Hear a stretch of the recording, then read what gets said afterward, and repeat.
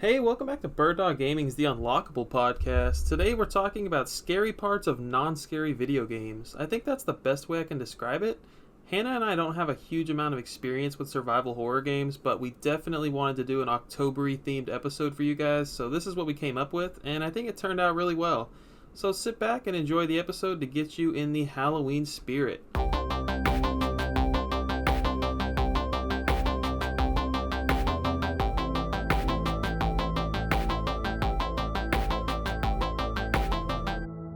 Welcome back to the Unlockable Podcast, where joining me, as always, is Hannah. Hello.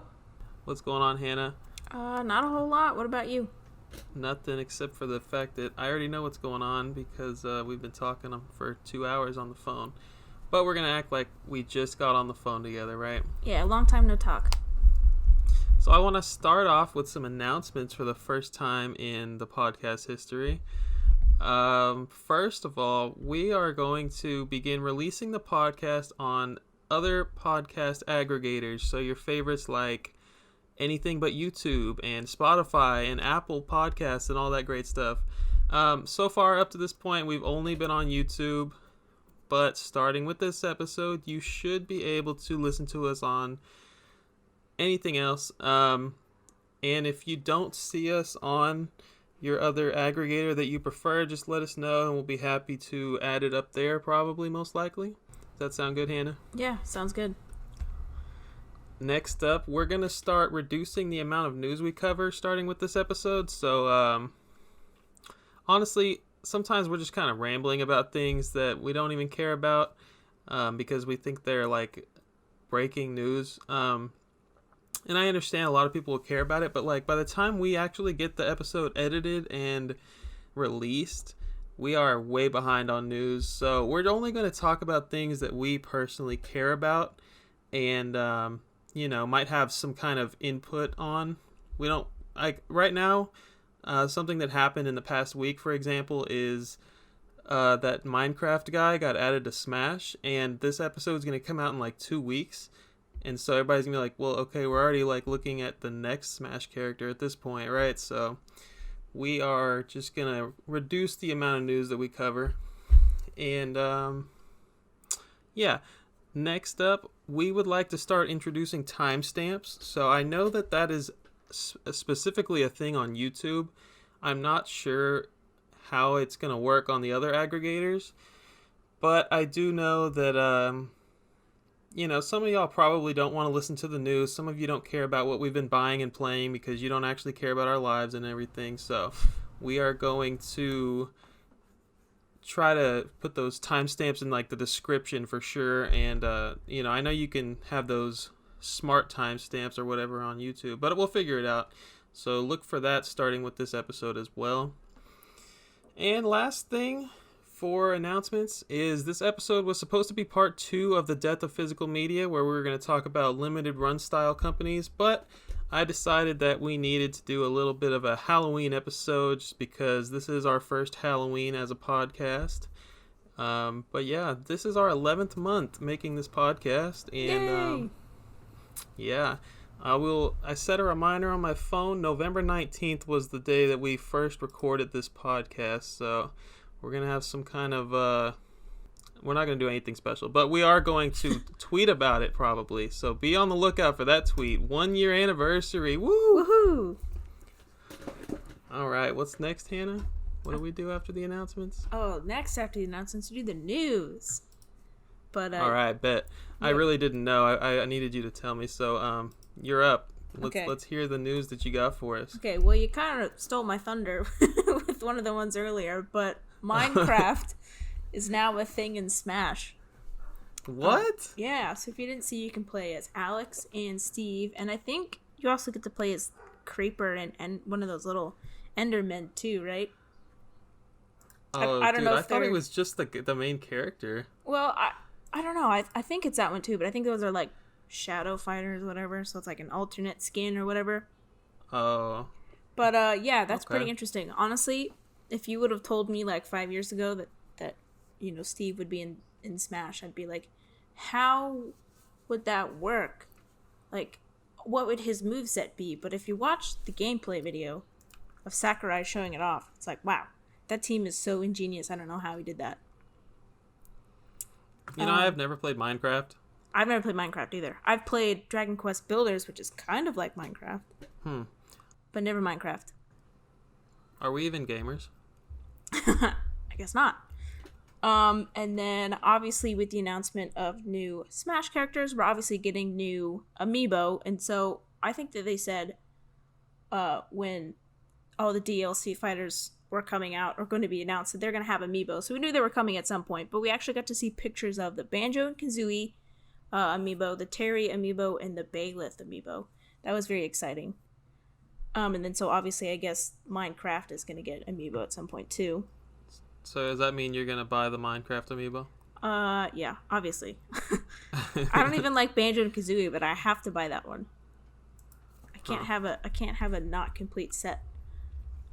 Even though I don't have that now anyways. Anyway, so this year is Super Mario's 35th anniversary.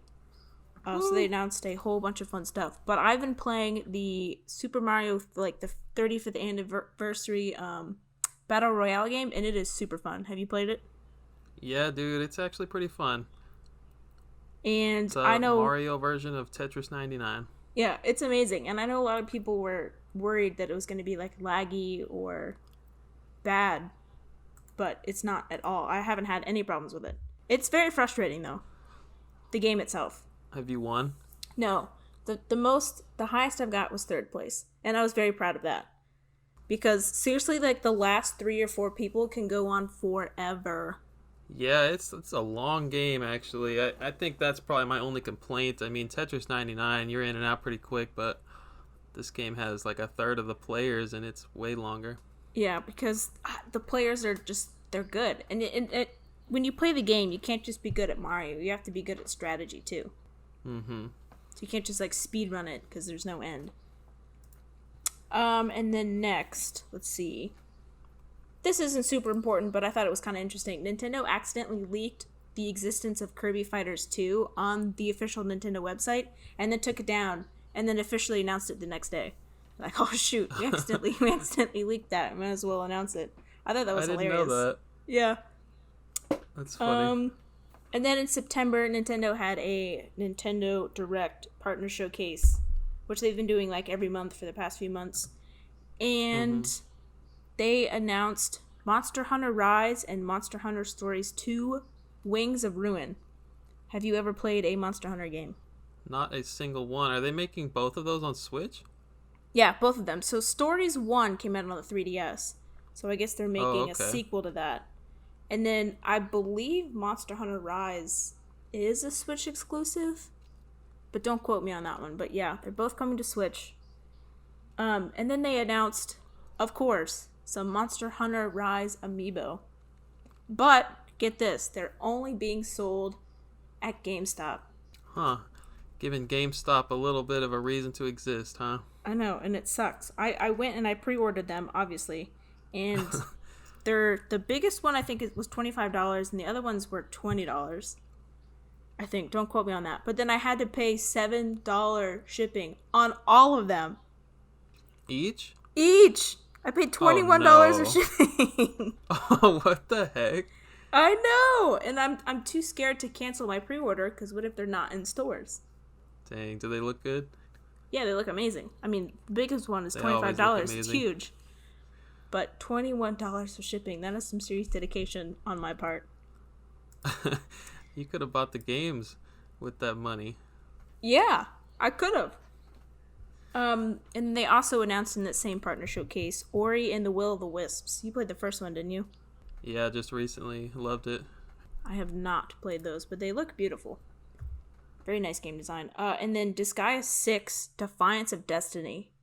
I played Disgaea 2 or 3 on the PS2. It was fun. 6 looks really good, though. And then we got, I don't know how you say this. Is it Ballin Wonderland? I don't even know how to say it. It's Ballin Wonderland. I love it. I guess it's Ballin then. Don't make me sound like an idiot. And then Rune Factory Hold on, 5. hang on. You're not gonna ask me if I've played any Disgaea games? Have you played in Disgaea? You don't like RPGs. Of course you haven't. No, not a single one. Oh yeah, see, I already knew the answer to that. And then next was Rune Factory 5. It was already announced, but I think we get a release date of 2021 at some point. And then Hades, which was like in the indie showcase, was one of everyone's favorite upcoming games, and it's available on the Switch now. They shadow dropped that. I have heard of that one. It's I haven't seen any gameplay. I have nothing to say other than I've heard of it. Oh, see, I've watched it. I watched the announcement in the indie showcase, and it looks really good. Not that I'm going to be picking it up, but it looks nice. And then does it look like yet another indie Metroidvania? Yeah, exactly like that. You nailed it. Okay. And then, last but not least, I know this is kind of old news, and if you live under a rock, you probably don't know, but everyone else knows, Nintendo announced Hyrule Warriors Age of Calamity. I was so freaking excited. Honestly, when I first saw this announcement, because it was out of the blue, it was like a Twitter drop, I was like, no, Nintendo, this is not what I wanted. I was like, is this the sequel you've been working on this entire time? No, I was so upset. And then I was like, wait, sequel, this one's a prequel. So if you didn't know, this one takes place 100 years before the events of Breath of the Wild. So it's going to you're going to be able to play out the war that happens before the events of Breath of the Wild. That's honestly really freaking cool. I didn't realize that. It's really smart, though, because that's pretty much the gameplay of Hyrule Warriors. It's a giant all-out war. So, that just makes so much sense. It's the game that we knew was a thing, but we didn't know Nintendo would ever do something like that. That's cool. It is very cool. You're up, buddy. All right. I guess it's my turn for some news then. I just got a few things here. Recently, this one wasn't top headlines or anything. Ubisoft has been getting a lot of sexual misconduct charges, or allegations is the word, against them, and a lot of people have been stepping down, I guess. One of those people is Michael Ansel. He is the creator of Rayman, and for years now everybody's been hoping for a brand new Rayman game. He's supposedly been working on Beyond Good and Evil 2 for a decade and a half or something crazy. So I don't know what's gonna happen to Beyond Good and Evil, but and I should also mention, we don't know if he has anything to do with this sexual misconduct stuff, or the reason he said he stepped down is to go work in the environment and save the earth and be green and all that stuff. But who knows if that's the real reason. I was pretty devastated by it. I mean, he was probably the only chance we had at a serious Rayman 4 coming out, and I think the best thing that we could see coming from Ubisoft now is a remastered trilogy, just because 3D platformers are out, and I don't think we're getting Rayman 4. But definitely a new Rayman Legends style game. I think those sell really well, and I could totally see them making a new entry in that type of style. You sound really depressed. Yeah, let's try to change the atmosphere here with this next one. Sony says 99% of the PS4's library will be playable on the PS5. That doesn't mean much to us here at the Unlockable Podcast, but that's pretty neat. I'm happy to hear it, because they've been promising backwards compatibility, I believe, so good on them. My Nintendo rewards. All right, I was lucky enough to get a piece of trash tote bag, Animal Crossing themed. Lucky enough. So my Nintendo, if you don't know, because no one knows, there's back in the day we had Club Nintendo. It was beautiful. You got physical rewards from Nintendo, and you all you had to do was buy their games, and it came with a little code in the manual area, and you entered that code online, and you would get some really nice rewards. And now we have My Nintendo, and for 3 years, probably maybe 4 now, there were no physical rewards, and we finally got some physical rewards. Oh, yeah. Tell me about the Japanese ones. Oh, I don't know about the Japanese one, but I Oh, know man. that the UK got a lot of physical rewards. Oh, do you know what they were? No. All right, Hannah. I know that the UK did get physical rewards, and I was super jealous of them. Well, no one's jealous of the garbage we've been getting here in the States this past couple of weeks. So there's Animal Crossing, Xenoblade, and I know there is new 3D All-Stars pins, which you had to get the game for those, right? Yeah, you had to complete missions to get those. Wow. That's pretty neat, I guess. I mean, I was disappointed because I didn't get the game, and I would love to have the pins, but whatever. So these cost platinum points, which are not the gold ones that you have to spend real life money to earn. So that was kind of nice. You mean platinum's not gold? Anyways, uh, there's like a few Animal Crossing Halloween themed ones, and they're pretty weak. The coolest one was a Tom Nook keychain that cost 1,000 platinum points. Then the others were like tote bags, a freaking bandana. I don't know why these exist, but they're free up until the freaking $5 shipping. All right, I was a little upset about that. I know we talked about that. And then Xenoblade got something to stick on your phone, right? Like a key ring or something? I don't know what that was. I assume it was something you stuck on the back of your phone, but I didn't get it.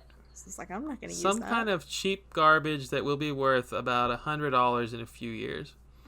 Matter of fact, it's probably $100 on eBay right now. Yeah, you're definitely right. So these rewards have been selling out and coming back in stock, and probably everything except the tote bag, because let's be real, who the heck cares? And yeah, keep an eye on the My Nintendo website, because you cannot get any emails to notify you when they're in stock. You just have to get lucky. Make sure you got plenty of platinum points stocked up, because they do expire. They love to expire, those platinum points. Last thing for me, Microsoft has a partnership with GameStop. This is really fresh news. It was announced a couple days ago. It's supposed to make GameStop's online presence better, whatever the heck that means, and GameStop definitely needs any help it can get as we draw closer to the end of physical media. More on that in the last episode of the Unlockable Podcast. Yes. But on this episode of the podcast, we are going to be talking about Halloween games. Woohoo! How was that for a transition? Very nice. Very Not smooth. bad. 8 out of 10. 8 out of 10. So, what are we talking about today? We're talking about some scary things that happened in non-scary games. And scary is obviously a relative term to the player. Most of these things probably didn't freak you out, but they're... Well, maybe some of the things freaked you out. But these are things that scared Hannah and I, both as kids growing up, or maybe in the last 5 years. And the reason we're doing a topic like this is because I've only just recently gotten into the horror genre. And Hannah has not ever been in the horror genre of video games. So her experience is nothing and mine is very little. So we kind of had to see what options we had as far as like a Halloween themed episode. And I think this one's going to be good. I think it's going to be a fun little episode. How you feeling about the episode? Scared. All right. And last thing I want to say, all of the things mentioned will be N64 or later. Just because neither of us were PC gamers and graphics in the 16-bit days or earlier weren't exactly terrifying. And plus, we're like mid-90s kids, mid to late 90s kids, so while the Super Nintendo was my first console, it didn't have... I was not personally terrified playing any of the games on the Super Nintendo. So with all of that out of the way, why don't we do like 2 and 2? You said you have like 9, Hannah? What? You have like 9 things for this first part? Yeah. Yeah, I do. Okay. So, I don't know. Just, why don't you go first, talk about 1 or 2, and then pass it on to me, and I'll go. Man, you don't even want to talk about what we've been playing or what we've been buying? Oh my gosh. Hannah, What have you been buying? What have you been playing? Okay, what have I bought? Let's see. So recently I bought Forager for the Switch. I went into Best Buy, as kind of goes into our last podcast about physical games. I went to Best Buy. I was trying to look for a headphone adapter, and then I decided to go browse the games because why not? And Forager was like $8. Would this happen to be a 20-foot headphone adapter? Yes, it was. It was a 20-foot headphone adapter. Yeah, they didn't have it though. But then I looked for the games, and Forager was like $8, so it was like $9 total. Bargain. Reasons to keep physical media.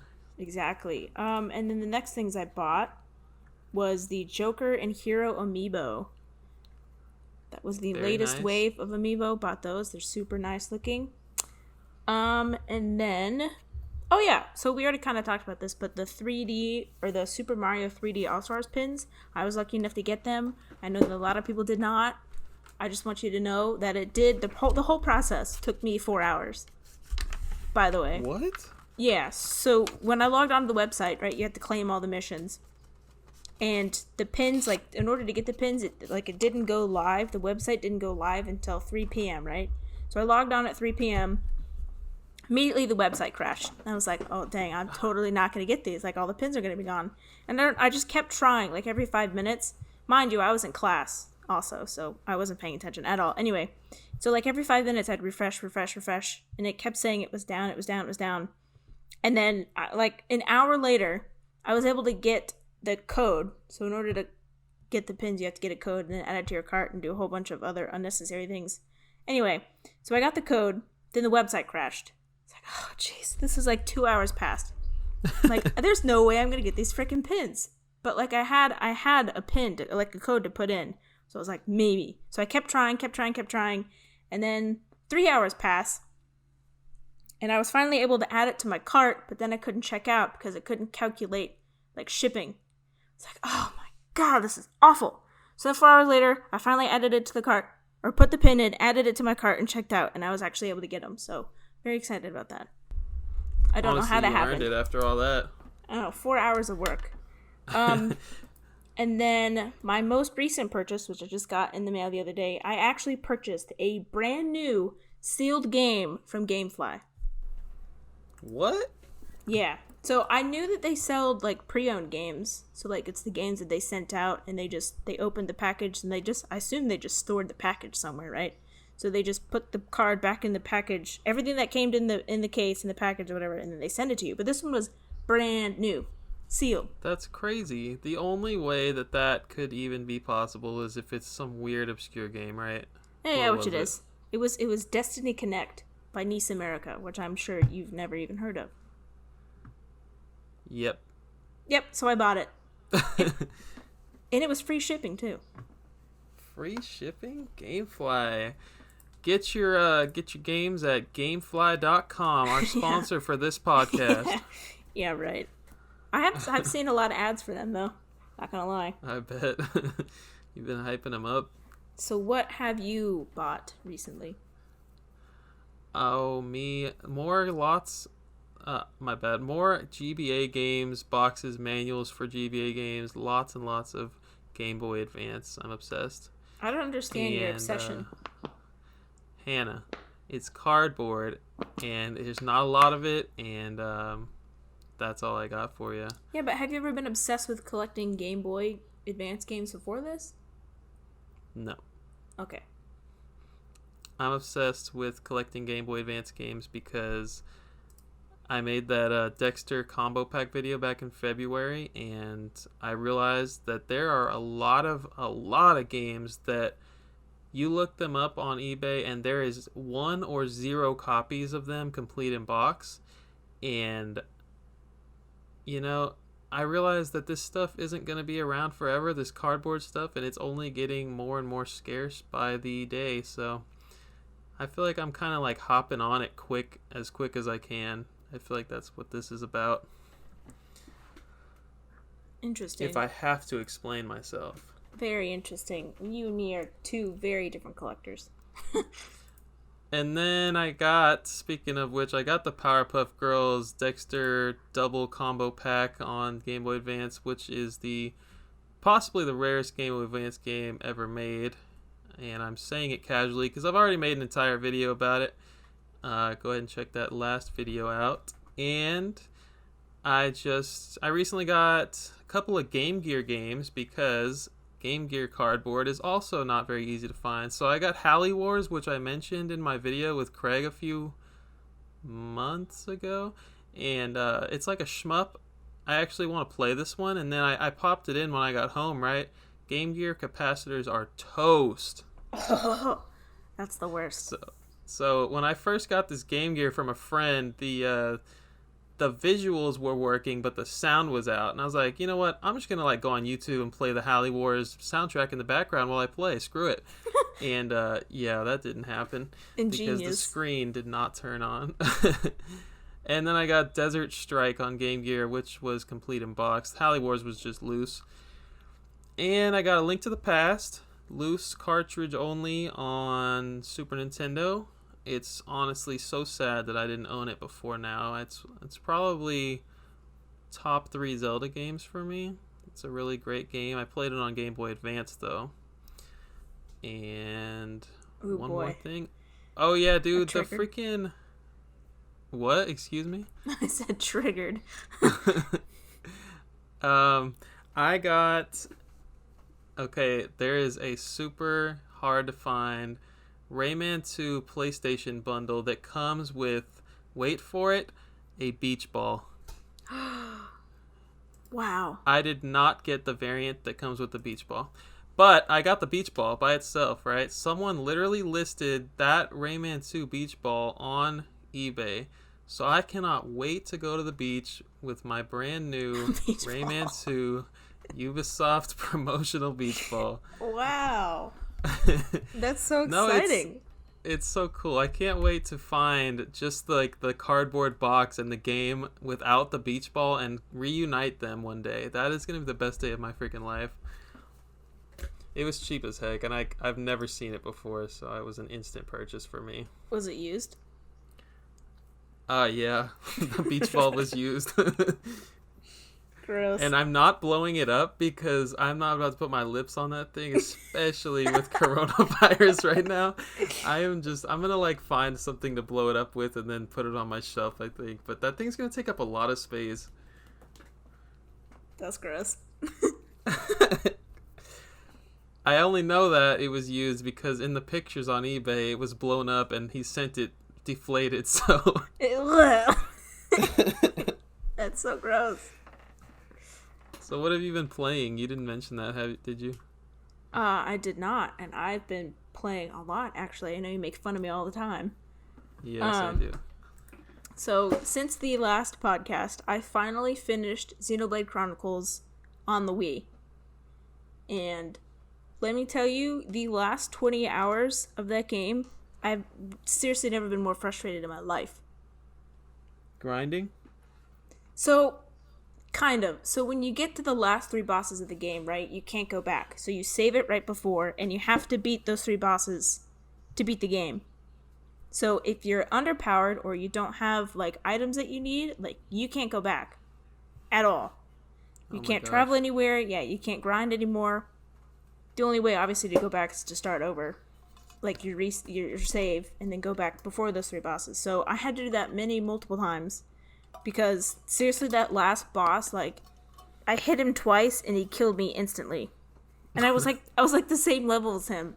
So, obviously, I'm not an expert at the game. I'm sure other people are really good at it. I was not. Anyway, and then, after going back and grinding, I restarted the process, like, 4 times, by the way. And after going back and grinding, like, 6 levels above the boss, so I could finally beat him. The final boss has 3 phases, like most games. And so I beat the first phase, and I don't know how this is possible. I don't know what I did to make it do it, but the game glitched, and it literally would not trigger the next cutscene. So I'm just sitting there in this void, waiting for something to happen, and nothing happened.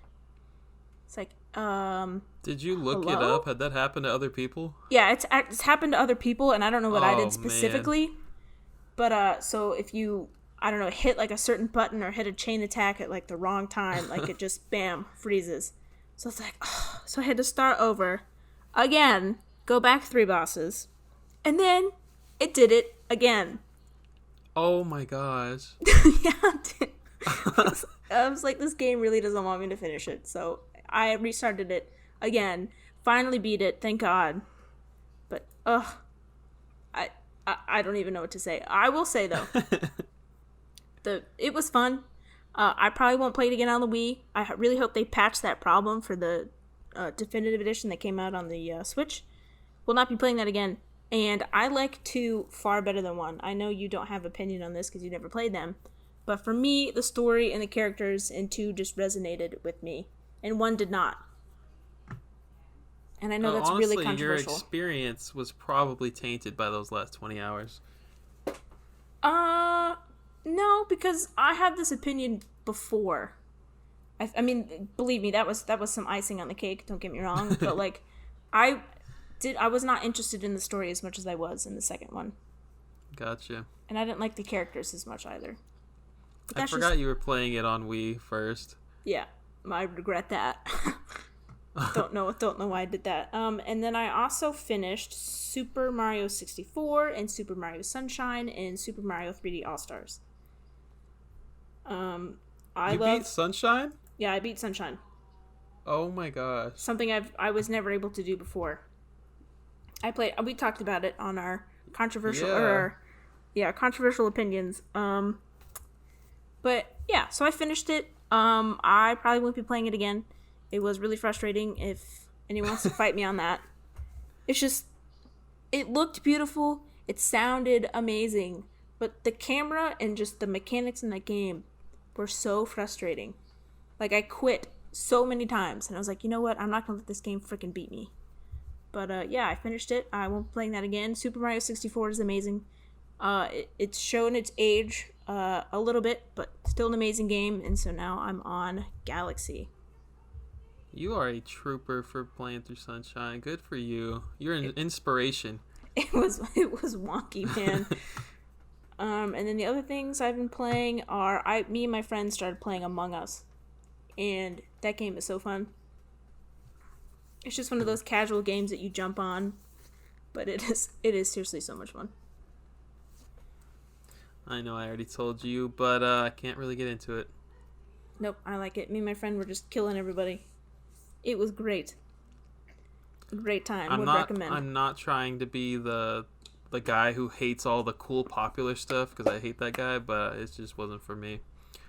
That's fair. I think you're allowed a few of those. So what have you been playing? Yep. Okay. I have recently started Donkey Kong Country 2. Didn't grow up with those games, so I've been playing through them. And I started playing it actually before it became a Switch online game, so yeah, I didn't want to start over. And yeah, been playing it on the Super Nintendo. I love Also those games. heck yeah, hard not to. Also playing Super Castlevania 4. That one I don't own the cartridge for, so I've been playing it on the Xbox Collection digitally. Pretty cool, pretty awesome game so far. Yeah, I don't have a lot of Castlevania experience so far, and I'm looking forward to playing through a lot of them on this collection. But I kind of just picked it up to get in the Halloween spooky mood. Spooky. I have no experience with Castlevania except for owning 2 amiibo. I was hoping you were going to say 2 games at least. Nope. I also, speaking of Donkey Kong, beat Tropical Freeze, which that was the second time for me. I played it cooperatively with my girlfriend recently, and yeah, that game is just tough. I love it, but it's tough. I have not played it, but I heard it's very good. Very good game. Just as good the second time around. I'm playing some Battletoads, the new one that Rare put out on Xbox One. I heard that's awful. Playing, you did? Yeah. I haven't heard that, and I haven't felt that. I'm enjoying it. And then I just play this freaking racing game I might have mentioned last episode called Dirt 4. Yeah. Cars go vroom. And then vroom. and then another Cars go vroom. I'm always playing Rocket League Oh man, you didn't have to bring It's that free one to up. play now, Hannah. Get on Rocket League. No. I'd rather play We Among can pause Us. the show. No. That's a no. That's all I got. So now we can get into the main topic. I had that awesome transition, and it was put to waste because I forgot about the been buying, been playing. All for nothing. So now you can get started. We need some kind of transition though. So spooky games. And you're up. I want to Wow. hear. I want to hear like one or two games that you found that were not horror games, but they had like some really scary / disturbing aspects to them, and then I'll go. Okay, so we are going to start with Donkey Kong 64. I don't know why I said it like that. Okay, so first we're going to start with Creepy Castle from Donkey Kong 64. So this is one of those games that I play. Well, I didn't play. I watched my brother and my friend play, and they're 4 years older than I am, so I'm sure they didn't find it as scary as I did. But, so yeah, I was watching my brother and my friend play, and at this level, I want to say it's the 7th level, but don't quote me on that one. We played it for hours up until then, and it's a fun, happy little game, right? You're Donkey Kong, and you're collecting things, and you're throwing stuff. And then you get to Creepy Castle, and it's exactly what it says. It's a creepy-ass castle. So the level is dark, and it's creepy, and inside the castle, like when you get inside, you hear like these really creepy, like groaning noises, and like ghosts are like, ooh, spooky. And I mean, now I probably wouldn't find it scary, but at the time I was playing this, I was probably like 5 or 6, so I was absolutely petrified. Oh, and not to mention inside the castle there's like crypts and catacombs, and there's monsters, and it's scary. Why would you put that in such a fun little game? I don't understand. That is my number 1. Is it not the last level? It might be the last level. I don't know. It's I've been never a very long beaten it. time. I love You know that what? game. I've never beaten it though. I don't think I've ever beaten it either. Huh. This is one of the last levels, though, I think. And let's see, what's another one? Okay, here's another one. So this is also from the Nintendo 64, and it's from GoldenEye, 007 GoldenEye. So it's the I don't know if you've ever played. You've played GoldenEye, right? No, ma'am. Oh my god. Okay, so, dang, really? Man, where have you been? Anyway, so there's this one Egyptian level, right? And Okay.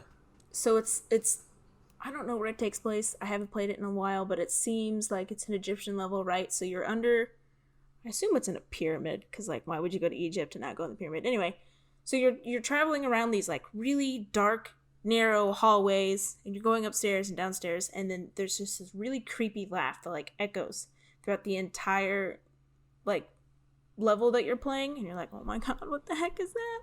Okay, first of all, if you've ever played 007, right, it's you're killing people and shooting people, so it's, that fact is kind of scary. Anyway, and so the point of this mission is to shoot the scary guy at the end, right? But you can hear like his laugh throughout the entire level, and it just seems like he's chasing you. And the level is super dark, so you can't really see, and people are shooting at you, and it's terrifying. Absolutely terrifying. And the music is scary. I've never heard anything scary about this game. Is it actually terrifying? Well, not now, but back then, heck yeah. You gotta imagine, I was like a 5, 6, 7, maybe 8-year-old playing this game. I mean, That's it was crazy. kind of scary. So, like, it's got to be based on a movie, right?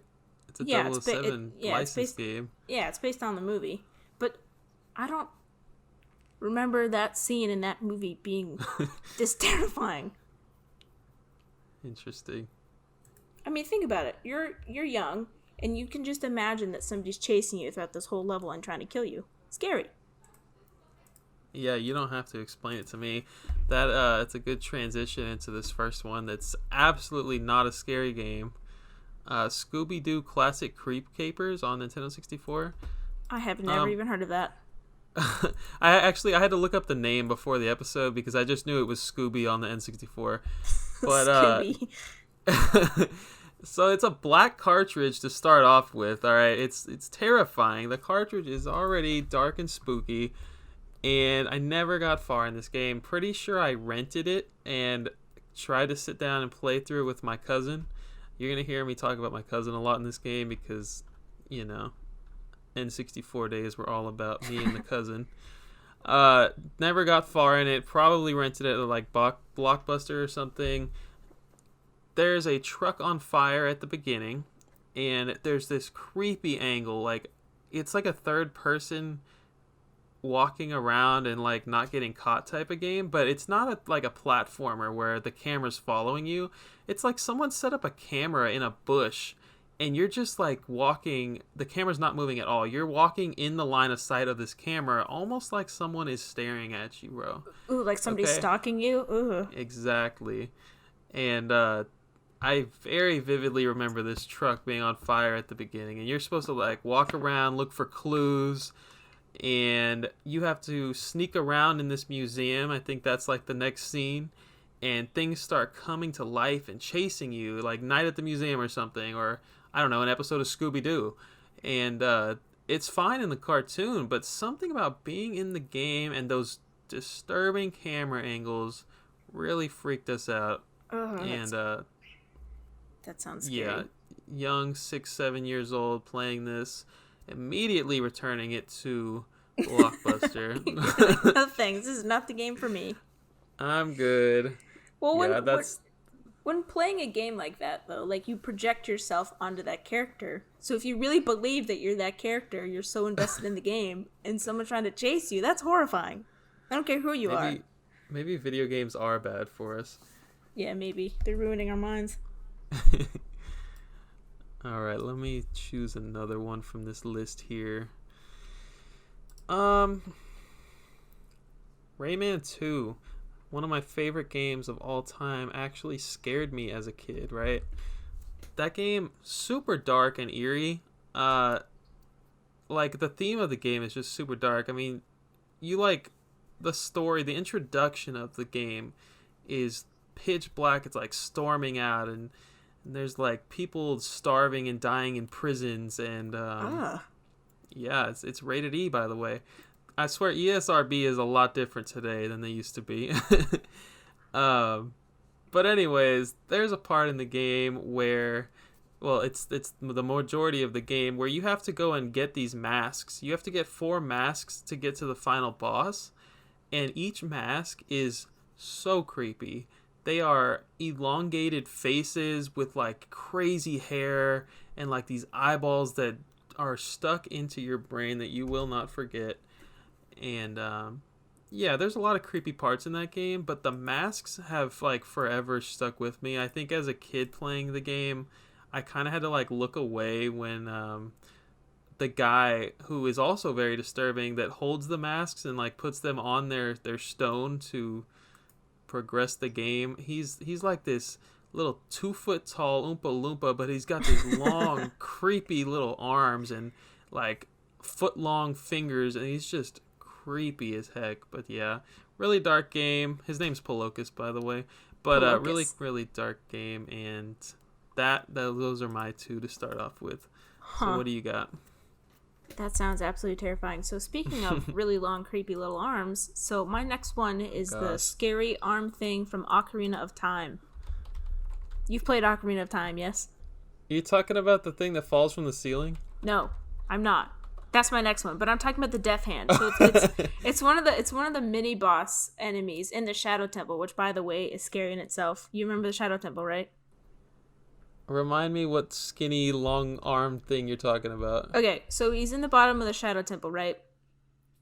And he's like, I don't know how to explain like his body shape, but he's like white and he's got like red ripples. Obviously, it's like Nintendo 64 graphics, and he's got a creepy like face. Like the mouth is open, right, and you can see his like the inside of his mouth. And his hands, he's got like 6 or 7 of them, but they dig into the ground and then they stick up out of the ground. And they grab you if you get too close. I looked it up, and yes, I absolutely remember. Isn't that scary? I mean, they grab you, like, so fast. You get near and it's like, wow! So yeah, that the Shadow Temple is scary anyway, right? It's at the bottom of a well, and there's like blood and chains and weird looking like torture devices everywhere. And it's at the bottom of a well. Like, hello, scary. But yeah, so that would be awful. It is awful. And it comes like out of nowhere. Like the hands, like you get close to the hands and you're like, oh, that's creepy, but I think I can, beat him with my sword. And then it grabs you and you're like struggling. You're like, help me. Do you know his name?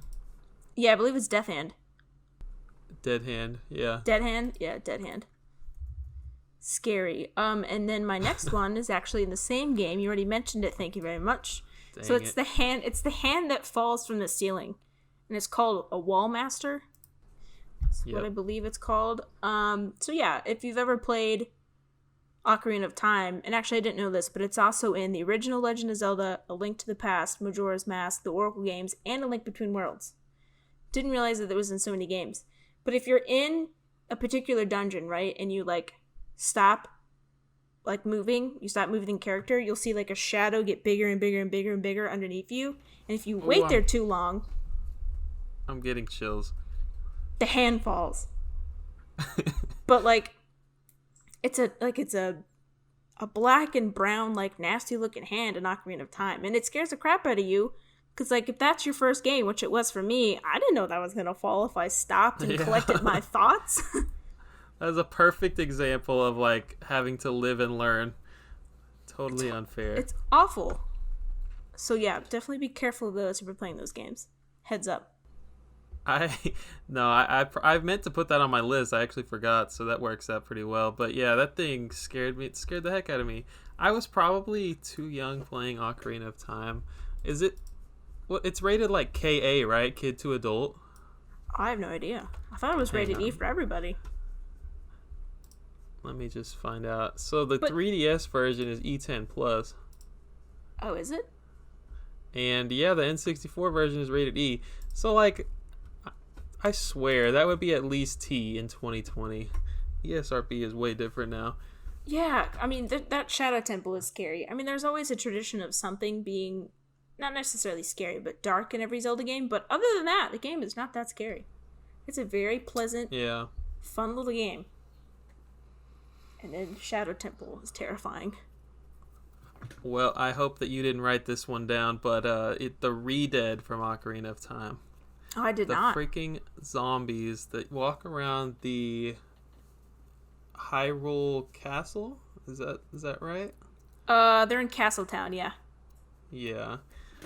Anyways, anyone that's played Ocarina of Time knows it. But listen, I got the cartridge Ocarina of Time used from GameStop. There's already save files on this game when I got it. And I was young. I was like 5 or 6. So I remember playing someone's save file.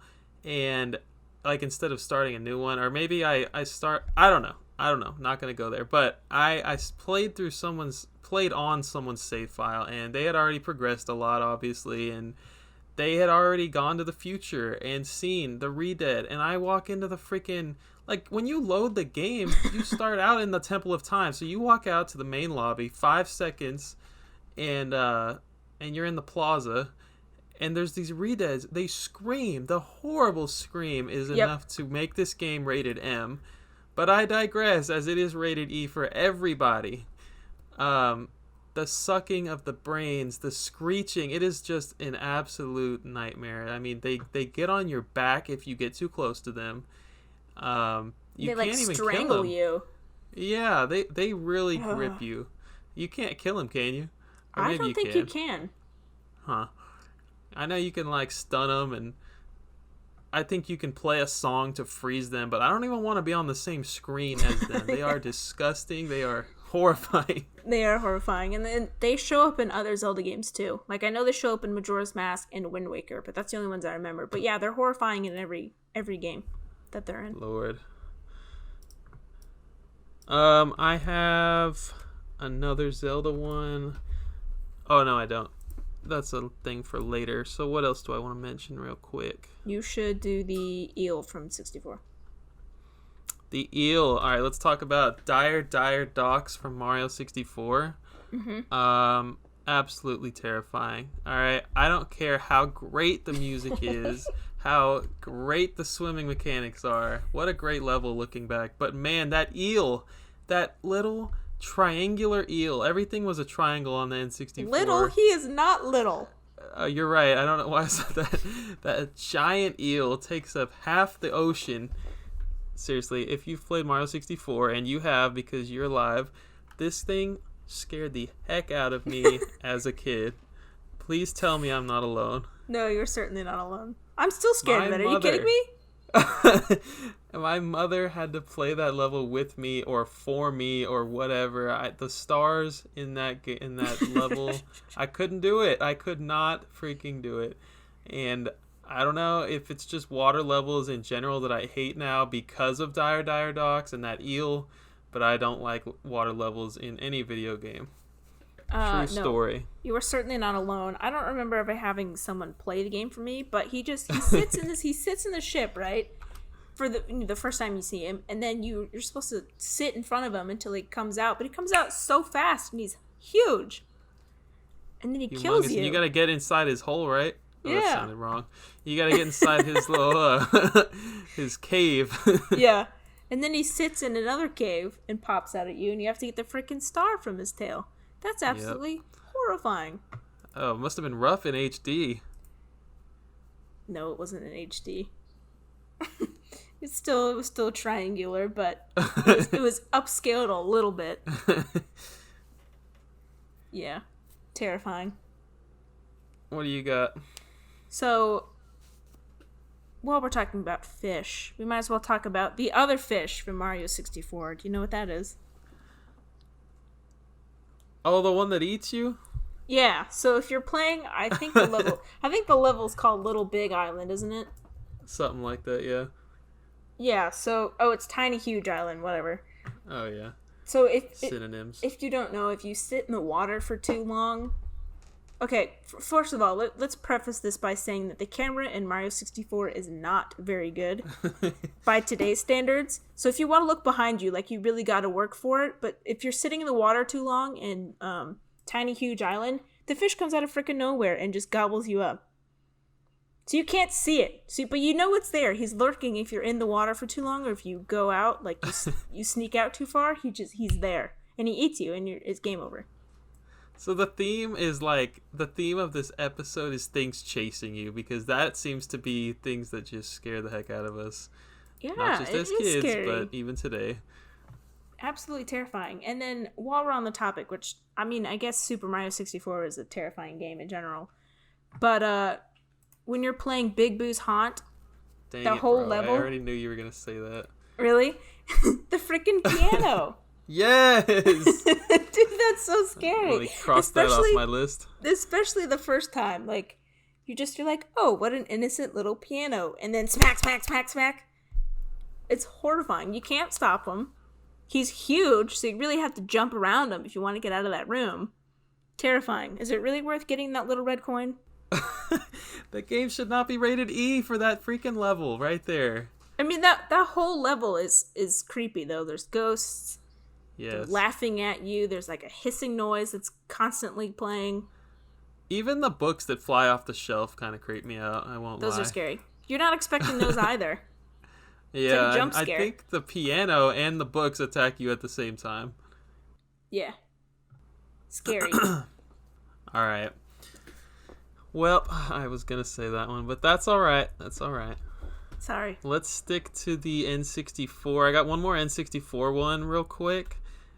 I'm assuming you haven't played Spider-Man 2000? I have not. Spider-Man from the year 2000. So it's PlayStation, Dreamcast, PC, and N64.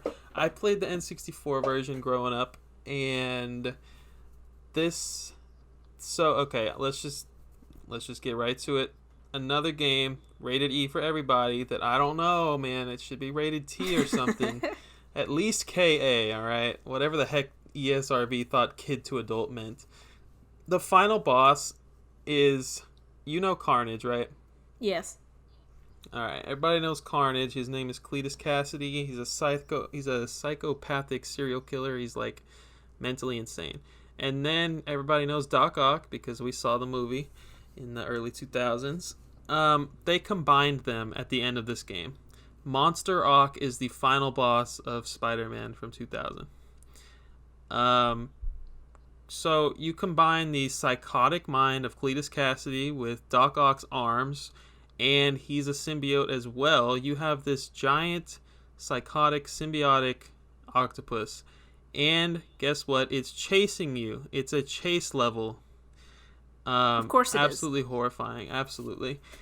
If you just like quickly search up pictures, you can go ahead and look it up too real quick. I highly recommend it. I don't really know if I want to.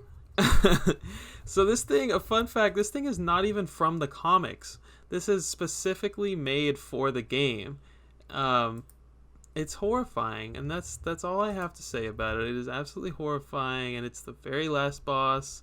I can't believe that it exists. I think it's kind of cool now, but terrifying. I don't really want to know. No, I'm too scared. Okay, all right. I'll send you a picture later. No thanks. Since you took one of mine, why don't you go ahead and do one or two? All right. Okay, so this next one is actually from PS2 era for me. So, and it's not even really part of the game, so you're probably going to be like, wow, this is so lame. But have you ever played Tony Hawk Underground Pro Skater? I mean, Tony Hawk Underground, not Pro Skater. I haven't played the first Underground. You haven't? Okay, so you know that one of the big developers in that game is Neversoft, right? Yeah. So before the game even starts, like as soon as you turn the game on, boot the game up. Gosh. Is this on your list? No, but I know what you're gonna say. Okay, so it's the Neversoft like sewer scene, and so. Oh, never mind. Have you ever seen this? No. So, this really scary, like super intense music plays, and you can't skip it right away. Like you have to watch it for a few seconds before like you can press a button for it to go on. So it shows a sewer, right? And you're skating over the sewer, and something comes out of the sewer, and it drags the skater into the sewer, and then I don't know what happens. He like gets attacked or like eaten, and then his freaking eyeball flies from his head and creates the Neversoft logo. That's horrifying. And you're like mashing X or whatever to skip I'm like, past this please, thing. go, please. But oh my god, it's horrifying. I could probably put in a clip, but it's horrifying. Listen to the music. I can't listen to it, but that's hilarious. It's absolutely horrifying. And you can't skip it right away. Spider-Man was developed or published, definitely developed by Neversoft too. That's funny. Absolutely horrifying. I mean, it's still scary. That music is horrifying. When you brought it up, I thought you were just going to tell me that the eyeball and the needle going through it was like horrifying to you or something. But oh, well, that part too, but the guy getting dragged in the sewer and then that being his eyeball, and they want you to play a game where you're the skater? That scene alone made that game rated T. Oh my god. Creepy. Alright, you want me to say another one? You got one. How many you have left? I have 2 with an honorable mention. Okay, I'll do 2 then. Alright, so everyone except Hannah has played Halo, I think. So, yep. The Flood from Halo. They're these tendril-like little freaks that combine or not combine to each other, and I should not have been playing this M-rated game under the age of 17. ESRB did warn me on this one, but I didn't listen. So basically, yeah, there's like these beige-colored, like, they all look like one big tumor when they're combined, or several tumors, but they walk and they bring the dead back to life. They all combine onto one dead human being, and often that dead human being is like another Marine on your team, and it's like, wow, now I have to kill my homie. He looks like a nasty tendril monster. I'm not doing a great job, but I'm doing my best. They're these little parasitic freaks. Everyone knows what I'm talking about, so I'm really just trying to paint the picture for you right now, so that you can have that lovely nightmare tonight. Oh man. You're not listening because you don't want to picture it. That's what it is. Yeah, absolutely. Even the tiny ones are creepy. They're like, honestly, they all look like little brains. They're kind of just nasty. The big puffy one that is like a combined version of all of them is the ugliest. And when you shoot it with a shotgun, the thing blows up and all the little tiny ones come after you. It is disgusting. Oh, man, things chasing you. Yeah. I guess every enemy's gonna come after you in a video game. Yeah, that's true. No one's just gonna sit there. It looks scary.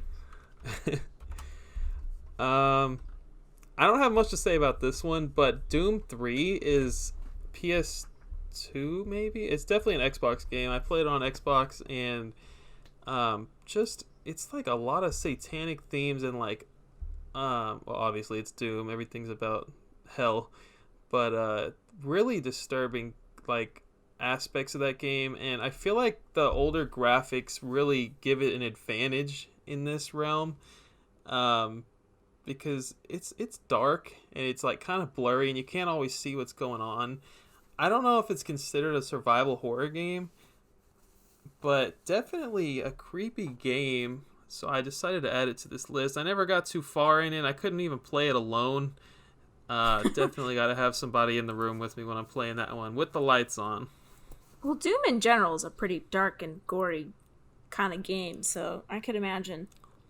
I've definitely, I'm a big fan of the latest editions, but this one, yeah, is an FPS, and it was dark. I don't know, the latest ones aren't really scary, but I know what you mean. Alright, you want me to go my last two now? Let me hear them.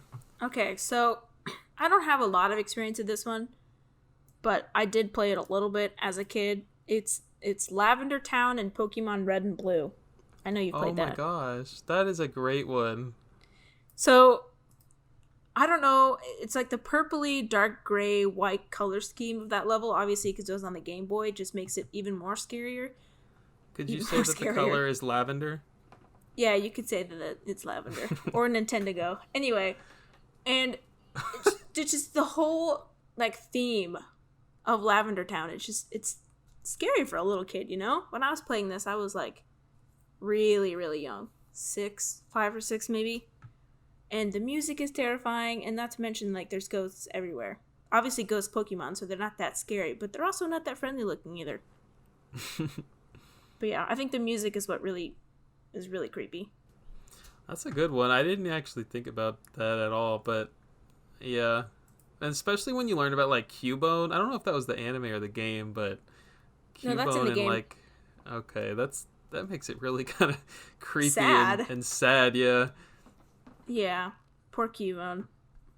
And then the next one for me is like I said earlier, is that Zelda games always have like a creepy level in every single game, regardless of how nice the game is. Although I guess Breath of the Wild doesn't really have that. Anyway, I digress. So the scene that I'm specifically talking about is actually a cutscene, and it's from The Legend of Zelda Twilight Princess. Have you played Twilight Princess? Yeah. So I don't know if you remember this scene, but Link is like floating in this black void, right? And then you see the goddesses create the world, create the universe. And then his friend, I believe it's Ilia, is her name.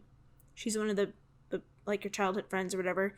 And she's just like suddenly there holding a knife and has completely whited out eyes. And she's staring at you holding this knife, and then she raises the knife as to like stab you and like gasps.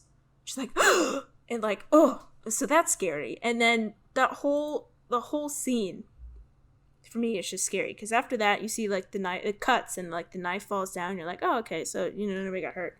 And then Link, which is you, who also has wide eyes, is running towards these three. I mean, the character models are just Link, but they're all blacked out and they have red eyes and they're just staring at you. And the music in that is just scary. They're called interlopers and they have like dark magical powers. It's creepy. The eyes are what gets me. You would think that would stand out in my mind more, but I really don't remember that.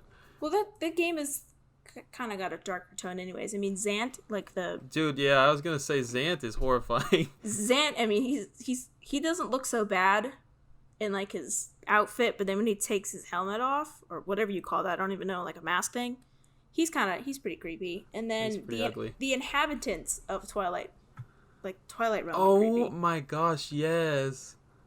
I mean, it's just it's dark and it's scary. I mean, I played this not as an adult, but not necessarily as a young child either. It's still pretty creepy. Yeah, absolutely. Yep, I really like dark tones in movies and dark atmospheres and stuff in games, but I don't know. You know what? Talking about it makes me want to go back and play Twilight Princess. It's been a long time. Twilight Princess is good, but it's certainly dark. Aside from Wii Sports, I think that was my first game on the Wii. I think Wii Sports was everyone's first game on the Wii. Oh yeah. All right. That's it for you? I have an honorable mention if you want me to just say it real quick. Sure. Okay, so you have not played Skyward Sword, right? Right. Okay, so there's this, it's not a level, but it's like something that you have to do. You have to collect these drops, but it's in called what's like the Silent Realm. And so it's not timed per se, but you have to get like the next drop between a certain amount of time, or like these big giant like mechanic metal looking things will come and run after you and kill you. So that, I mean, it's so tense. It's not necessarily scary, but they're running, like they're chasing you and they're running. And you have to try to get these freaking drops. And if you don't, they'll come after you. That would be my honorable mention. All right. Yeah, I need to play that game.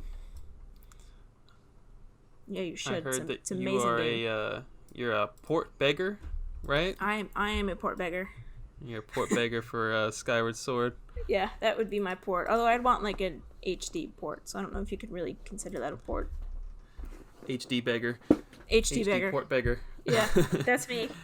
All right, so I know no one knows what the heck we're talking about, but Hannah just like had someone comment on her post, right? Tell me what happened. Yeah, so I posted a picture of the new Joker amiibo, right? And I was like, so cool, when is Persona 5 going to come to the Switch? You know, it's weird that he's in Smash, we don't get the main game, even though we get Persona 5 Scramble, I think that's what it's called.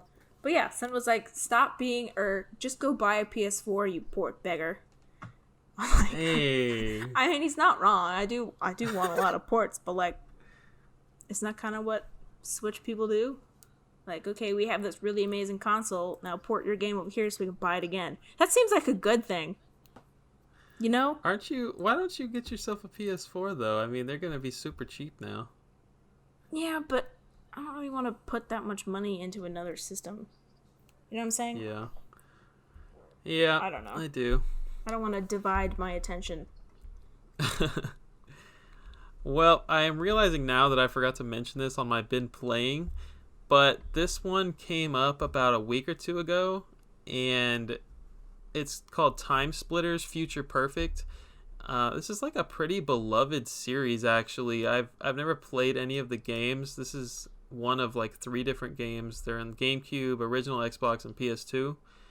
And it's just a first-person shooter that's actually aged pretty well. I'm playing co-op with a friend right now.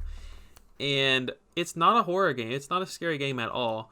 But I got to like the 3rd or 4th level, and it's called Manic Mansion. Anyone who's played already knows what the heck I'm talking about. But this game starts off with people, like literal zombies coming after you. But they're not like the green, childish zombies that you would see like in an animation or something. This is like real life human beings coming at you.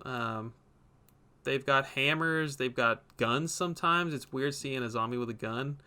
I've literally never seen that. That is the beginning. That is only the beginning. Because as you go on through this level, there are literal ghosts and spirits, and you have to shoot them with a flamethrower. I didn't know ghosts had a weakness to flame until I played this game. Pretty normal stuff so far, ghosts and zombies. And then you start to get a little creepier. There's insane scientists that really make you feel like you're in an insane asylum. There's a bunch of scientists, and they're either losing their mind or they've already lost it and they're coming to attack you. They do that like laughing thing where they're clearly insane, right? They're sitting in a corner and they're not even attacking you. They're just sitting there laughing, right? It's horrible. Anytime a game does something like that or a movie, it's awful. Just the ambiance is scary. Exactly. and it only gets worse from here. So the two things I want to highlight about this Manic Mansion.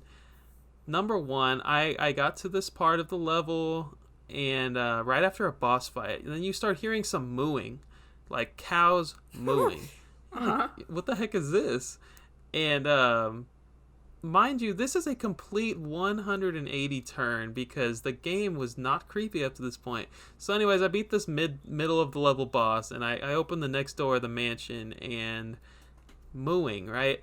And you start to see a horde of things walking towards you, and cows mooing. I wasn't sure what I was looking at, probably because the graphics aren't great in 2020. But you're like, what are those blobs? Yeah, so as they get closer, they are dead, headless, and gutted cows, okay? They are walking on the bones of their feet on two legs, like they're real. I mean, what?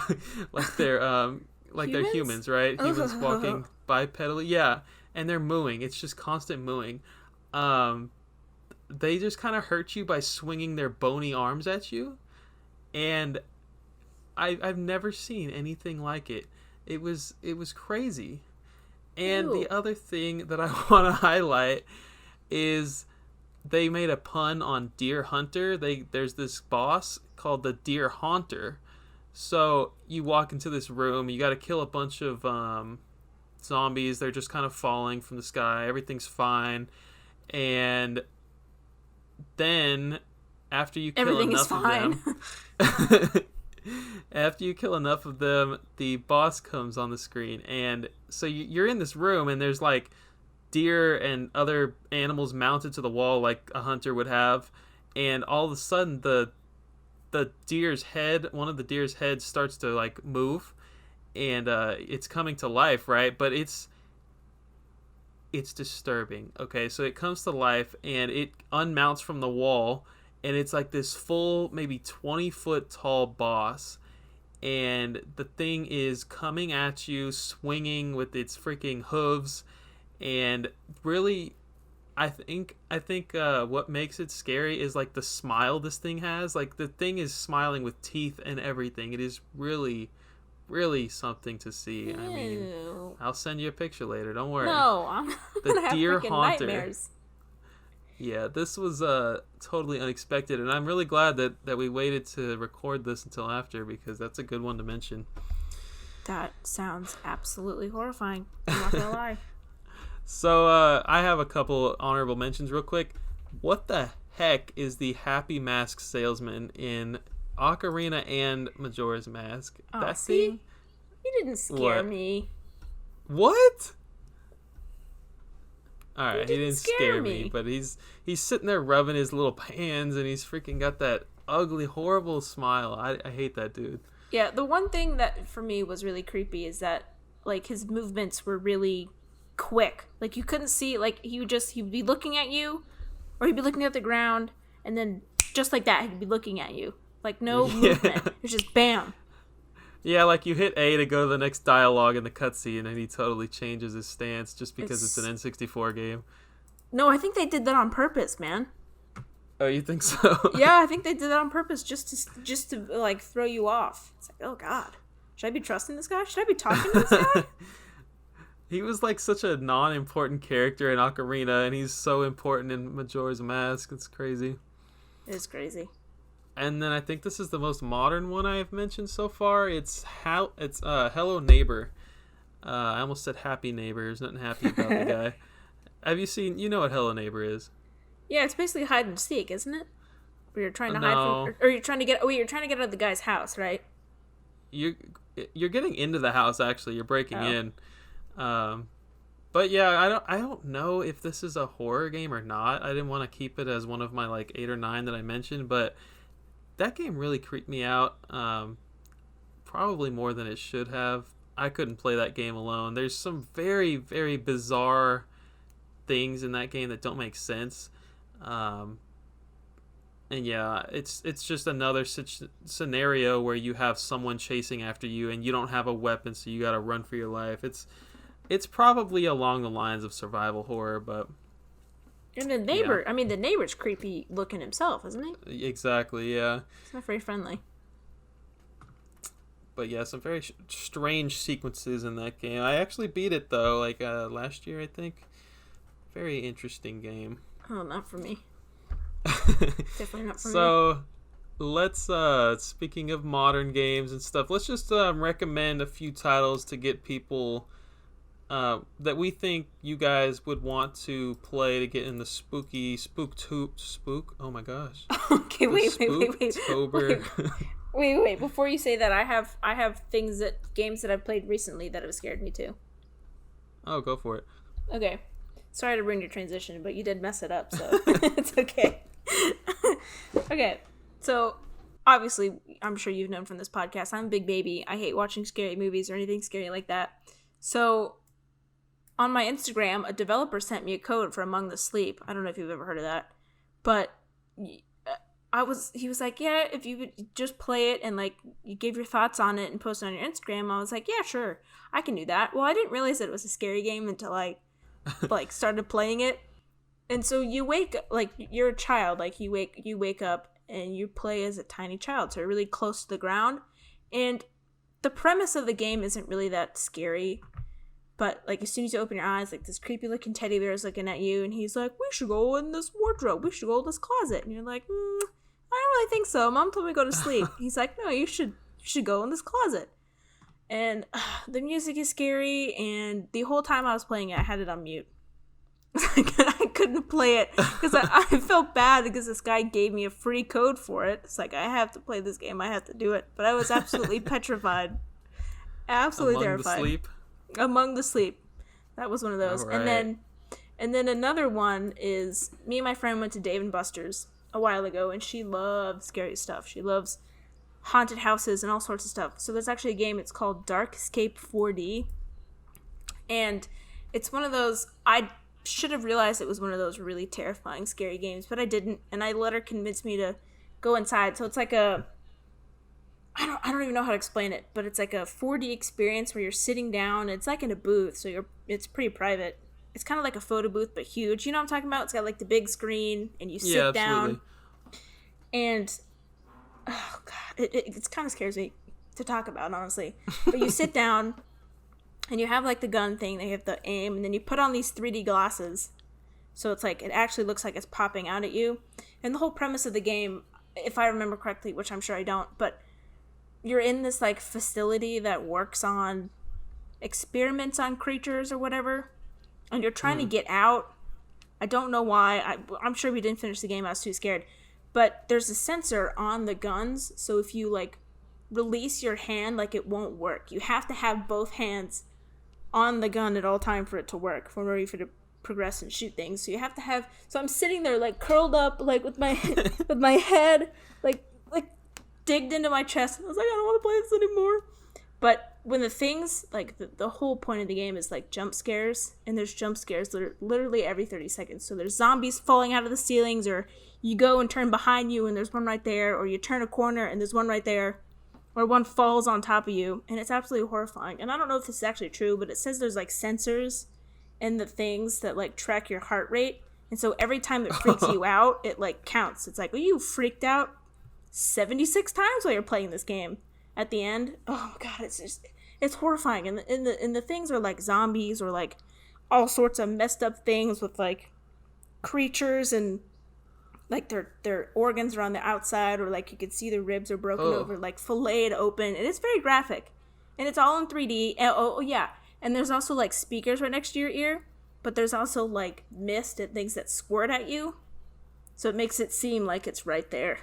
And I was screaming so loud, I don't know how we didn't get kicked out. Like, screaming bloody murder. I was petrified.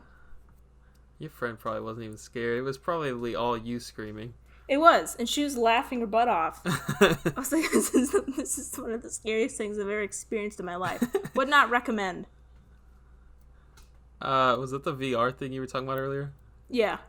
Okay. I love Dave & Buster's. It reminds me, there's a Luigi's Mansion game at my Dave & Buster's, which is total garbage, but worth mentioning because it's October. I have actually played that, where you're like, you hold the whatever the thing's called and you like slam it around. Uh-huh. Yeah, I've played that. I would recommend that one, not this one. Not Dark Escape 40. Was the first game you mentioned just now, was it the Among the Sleep? Is that a Switch game? Yeah, it is. Okay. I was just curious if you were playing on PC or something. No, I played it on my PS4. All right. If you don't mind, I'm going to try the transition again. Go ahead. Nail it this time. All right, appreciate it. Spooktober. Yeah, so we're just going to recommend some games for you guys to play this month to get in the mood of in the season. I don't really know the word I'm trying to use. Spooky season. Here. All right, spooky season. I'll go first this time since you've been going first all day, all night. Outlast is the scariest experience I've ever had in my life. More scary than any real life events, more than any movie, any game. And honestly, I think the first one. So there's 2 Outlast games right now. The third one is in development. But the first one takes place in a it takes place in a insane asylum, which is just an amazing premise. Of course it does. An amazing premise to scare anyone. There's plenty of times where you get chased, and this game, your only weapon is your camera. You don't have any weapons in the game. You record what's going on because the main character is a reporter. And, it's dark as heck. There's no lights. Why would there be lights? And you use your night vision, right, on your camera. It's insane. Oh, of course you do.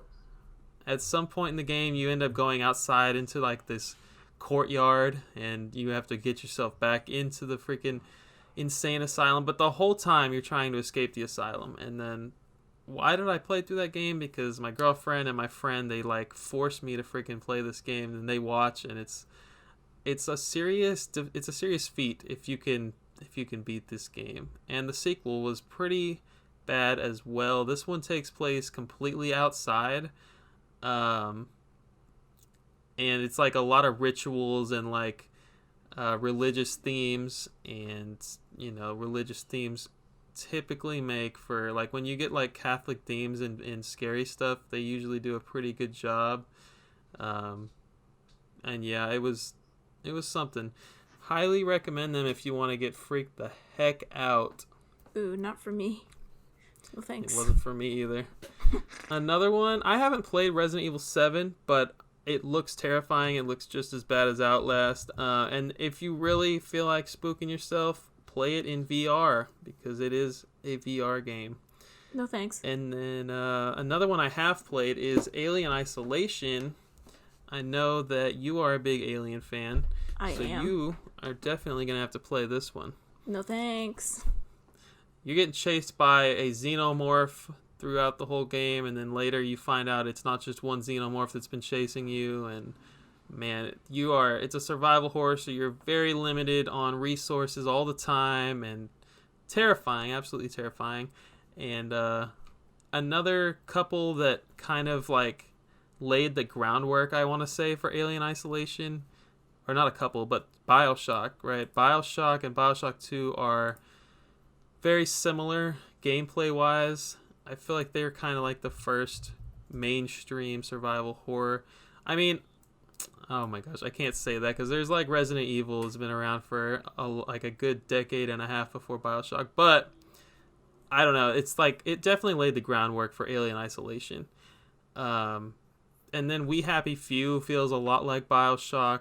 Highly recommend that. The Evil Within is one I've started recently. It's on PS4 and Xbox One, all the main consoles. And then Blair Witch is another one I would like to try next time I feel like getting scared to pee in my pants. I think there's a movie called Blair Witch, but the game was very scary looking. But yeah, what do you got? So I have a long list, and I can tell you that I've played none of them. Obviously, because I hate scary games. But some of these aren't even like really that scary. Like my first suggestion, or my first game that I might actually kind of play is The Walking Dead by Telltale. So it's based off the popular Walking Dead series, but I'm pretty sure it has its own like original story. Have you ever played it? No, but I love the show. So yes, that would be my first recommendation. And then Little Nightmares Complete Edition. Have you ever heard of that one? I've seen a little bit of gameplay, yeah. That one's pretty creepy. So it's a puzzle platformer horror game, and you're essentially playing like a big game of hide and seek. Like there's always someone trying to look for you. Like you're a tiny little child in like a cute yellow little rain jacket, and there's this giant like deformed person trying to come after you. I might actually play that one. And then there's actually like a lot. What? I would play the Little Nightmares? No, you wouldn't. I think I would. All right. Maybe with the lights on and the music off. Next episode, I want to hear how good it was. No, maybe not. And then there are a bunch of Resident Evil games on the Switch, and I had no idea. So there's Resident Evil Revelations Collection, which includes 1 and 2, Resident Evil Origins Collection, Resident Evil 4, and Resident Evil Triple Pack. I know you just mentioned Resident Evil. I had no idea, first of all, that there were that many, and second of all, that there were that many on the Switch. Right. So if you like survival horror games, have at it. And then the next one is Friday the 13th, the game. I've actually heard really good things about this. Have you ever played it? Yeah, I've heard of it too. So it's obviously based on the movie. And you get to play as the main character and kill people. How exciting. Interesting take on that. And then the next one is Darkwood, which is actually just received a physical edition by my friends over at Super Rare Games. You should go check it out. And it's a top-down, free-roaming, surreal horror game. And you play it in a randomized world. So even more scary. You don't know what to expect when you turn it on. Wow. Another one is Layers of Fear Legacy. Never played it. Don't ever plan on playing it. Next one is Remothered. Spirit Hunter Deathmark, which is a horror visual novel adventure game. Then there's Flipping Death, which isn't scary, just on theme. Night in the Woods, Binding of Isaac. And then Crypt of the Necrodancer, which... The Zelda game? No. So Crypt of the Necrodancer came out first, and then they decided to make Cadence of Hyrule. Gotcha. Which is like not a spin-off, but like a different game altogether. But Crypt of the Necrodancer is, like, it's not necessarily scary, but it fits the theme of spooky. It's a roguelike rhythm game where you fight enemies and explore dungeons to the beat of really cool jams.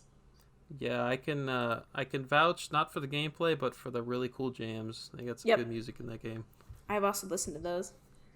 The next one would be Limbo, Severed, which are indie games, and then Doom, which I know we've already talked about, Dark Souls, not necessarily scary, but on theme, and then Among the Sleep, which I played and was terrified of. Honestly, I think you deserve a round of applause for playing a scary game. Thank you very much. And then last but not least, I don't know if we talked about this, but Luigi's Mansion 3. That was on my list. Why didn't I mention it? Huh. Yep, definitely Halloween themed, and I think the last one is probably turning a year any day now, a year old, because I think it came out in October last year. Yeah, you're right. Dang, it's already been a year? I had a blast with that game. It's my favorite Luigi's Mansion of the 3, for sure. But yep, it's already been a year. I just wanted to throw in a couple more retro or not scary at all games. We got Ghosts and Goblins and the Maximo games on PS2. Ghosts and Goblins, Ghouls and Ghosts, PSP, NES, lots of ways to play those. There's Castlevania of any kind. Grabbed by the Ghoulies is a Rareware game on the original Xbox. It's also on Rare Replay if you're looking for some kind of like 3D platformer hack and slash goodness. Another thing in that sort of genre is Medieval, which came out remastered on PS4 last October, or you can play the PlayStation or PSP versions. Then that's why I didn't mention Luigi's Mansion. It's on this list. Gotcha. So yeah, any Luigi's Mansion will get you in that spooky Spooktober mood. And then one that you mentioned that I should mention is The Mummy Demastered.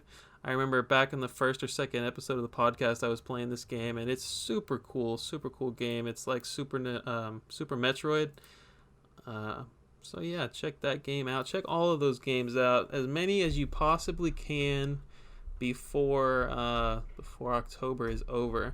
And just because we didn't mention them, I think we should say like Fatal Frame games and Silent Hill. Konami has some Saw games.